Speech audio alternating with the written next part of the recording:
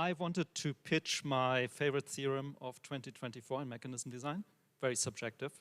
That's joint work with our brilliant intern in Flashbots, Minghao and Akaki over there. And I want to also tell you a bit about how it relates to Ethereum roadmap stuff like PBS and so on. So here's a question. Have you ever wondered, can we have a decentralized builder market under any mechanism that we can use to select a proposer or builder?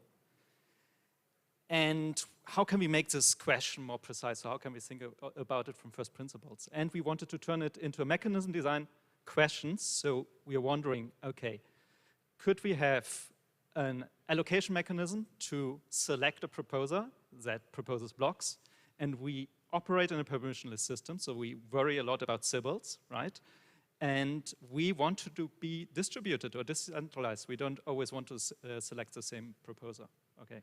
That's minimal requirement for decentralization. Question is there any mechanism? We're doing mechanism design, so we're asking not any specific mechanisms, can there be any mechanism that do that? Okay? Bitcoin has solved that problem in some sense, right? So you do proof of work is a mechanism. Problem with that one is if you have private value, and in Ethereum certainly there's private value of proposing blocks, right? We have even a secondary market for proposing blocks called MEV Boost. If there's a secondary market for proposal rights, it means people have different value. Otherwise, there wouldn't be a secondary market, okay? So, and that value might be private information to people, right? Because there's things like payments for order flow, or there's private order flow that people use to produce blocks. Or they do searching the builders and so on, right? So there are ample reasons for private information, private value. Mechanism design, in the end, has one insight. If you want to learn anything about mechanism design, that's that thing. It all depends on private information. We want to elicit private information from participants in the mechanism, right? And so we turned Ethereum roadmap discussion into a mechanism design problem, okay? And then we can ask questions about it in a formal way. Can there be any incentive-compatible mechanism that selects proposer? Classic work from the 80s, we know exactly what are incentive-compatible mechanisms for the setup, so-called monotonic mechanisms. Meissen has told us about them. Here are some examples. We run an auction, we run a lottery, we run the lottery proportional to your value, and so on, etc. pp. It's a huge space of possible mechanisms that you can do. But here's a twist. If we add this requirement of permissionlessness, of the Sybil-Proofness, then basically only one mechanism survives, right? And that's a punchline of the paper. There's only one mechanism, it's an auction. So we have to allocate through an auction. And it's super centralizing, right? That's what we know about auctions. So, in other words, can we have a decentralized builder market? Basically, any market structure with significant private value will lead to builder centralization, right?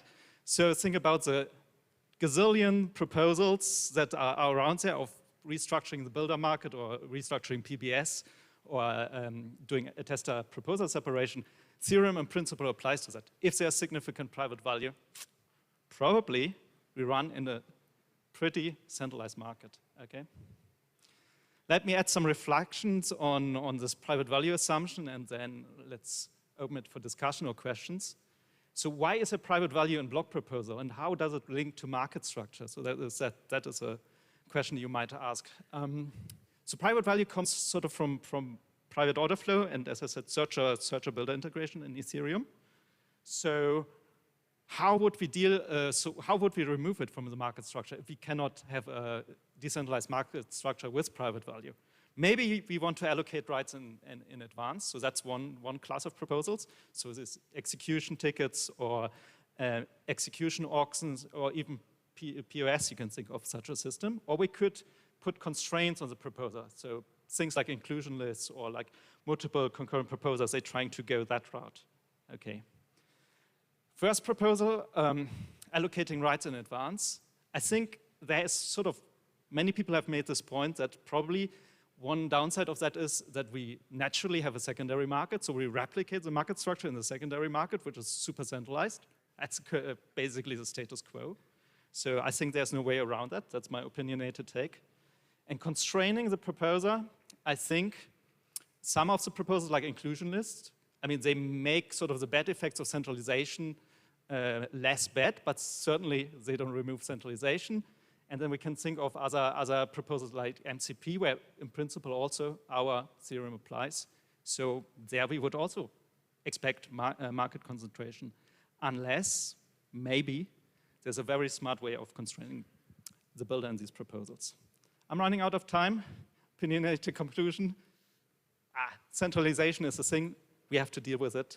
And maybe one route out of it, that's the Flashbot's proposal, I guess, is modelizing, decentralizing the builder role, the builder stack, or we think very, very long and carefully about other designs. Okay. Paper, here.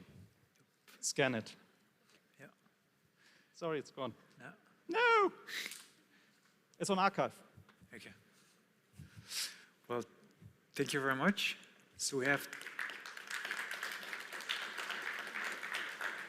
have time for a few questions. Raise your, okay, not far. Thanks for the talk. Can you repeat the name of the paper? It's called On Sybil-Proof Mechanisms. Thank you so much. Thank you for shilling the paper.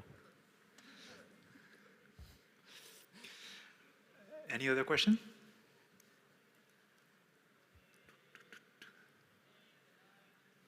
Please raise your hand if you have any question. Over there. What do you think of block building inside a TE? Did we hire you to shill these? No. Only recently.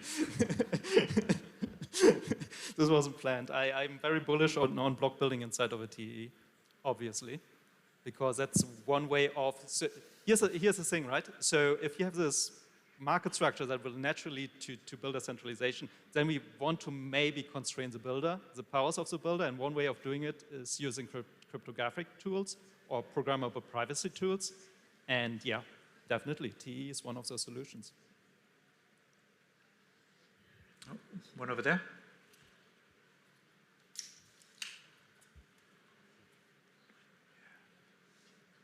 So if every mechanism eventually ends up with a centralized block builder, why, when we look at other chains like Solana, do we not see just one big block builder?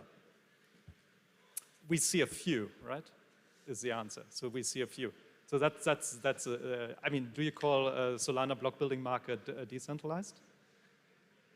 I'm the one asking the questions here. So is the idea that is the no, but I'm questioning sort of you say a theory is rejected. I'm saying, is it really rejected? Well, I think no one would agree that Solana's blocks are being built by a single entity. I also didn't make the claim. I just said we have a centralized market outcome. And when does a market become centralized? When does it qualify as centralized? Few builders building all of the blocks. Thank you. And the punchline of the paper is, you know, there's no clever mechanism that can solve that. You have to solve it through other ways. Okay, well, thank you very much. Give a nice round of applause to Christoph.